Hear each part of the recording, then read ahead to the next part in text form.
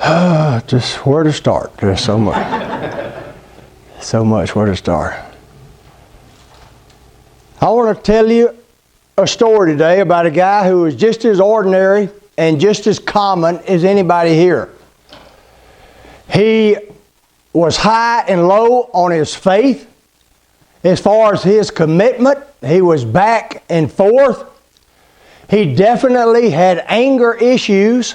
He would speak before he thought, acted before he knew.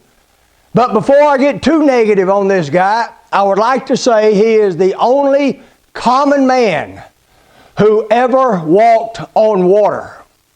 The story is found in Matthew 14 if you'd like to read it. I hope it is familiar to most of you, if not all of you. Before I get started, I kind of reminded of the time my brother, who was 3 years my senior, we were at home alone with the other two boys, and he did something that he shouldn't have done. I don't remember what it was, but I remember the story. And I told him, I'm going to tell Mama when she gets home. And it must have been pretty bad because he didn't want me to tell Mama. And so he started to try to bargain with me. And he offered me something. I don't remember what it was, but he said, I'll give you this. And I said, no, I don't want that. And so he starts to up the ante. And I don't know exactly how high he got, but he basically got frustrated with me till he got to the point till he said, well, if you don't want this, what do you want? And I remember putting a smile on my face and saying, I want a tail. This morning, I want to tell.